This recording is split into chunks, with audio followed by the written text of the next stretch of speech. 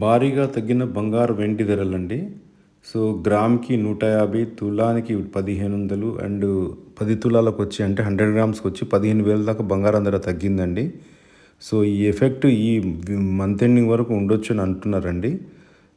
తర్వాత ఇంటర్నేషనల్ మార్కెట్‌లో గూడా అంత క్రిస్మస్ హాలిడేస్ కాబట్టి కొంచెం స్టేబుల్ మోడ్ ఉంటదంటున్నారు. సో, ఈ యొక్క వీడియో నేను మీకిచ్చే సూచనలేందంటే, నా వ్యాపార అనుభవాలు మరియు కొంతమంది విశ్లేషకుల యొక్క వీడియో చూసి మీకు అర్థమయ్యే విధంగా చెప్పడానికి నేను చేస్తున్న ప్రయత్నమండి. దయచేసి నేను చెప్పే ఈ సూచనలు జరగొచ్చు లేదా జరగకపోవచ్చు. కావున దయచేసి మీకు నమ్మకం ఉన్న సన్నిహితులతో మాట్లాడి నిర్ణయం తీసుకోవాలని నా యొక్క మనవండి. మీరు తీసుకున్న ఏ నిర్ణయాలైనా నన్ను బాధ్యతను చేయొద్దని నా యొక్క విజ్ఞప్తి.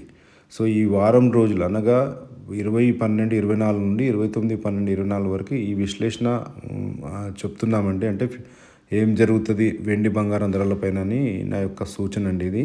సో, ఈ యొక్క వీడియో నచ్చినట్టయితే దయచేసి నా ఛానల్ని సబ్స్క్రైబ్ చేసుకోండి, లైక్ చేయండి, ఇతరులకు షేర్ చేయగలరని నా యొక్క మనవండి.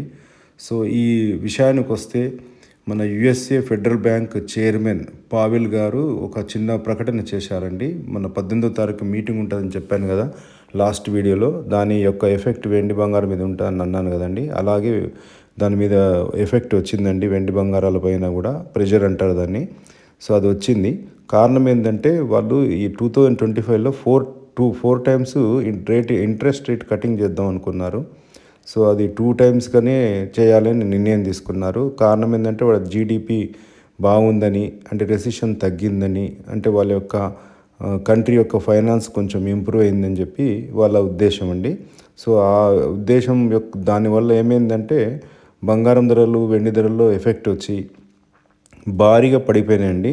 యాక్చువల్గా ఇంటర్నేషనల్ లెవెల్లో ఇంకా బాగా పడ్డదండి. కానీ మన భారతదేశానికి వచ్చేవరకు రూపీ వాల్యూ కూడా తగ్గిపోవడము వల్ల ఇంకా మనం అనుకున్నంత తగ్గలేదు.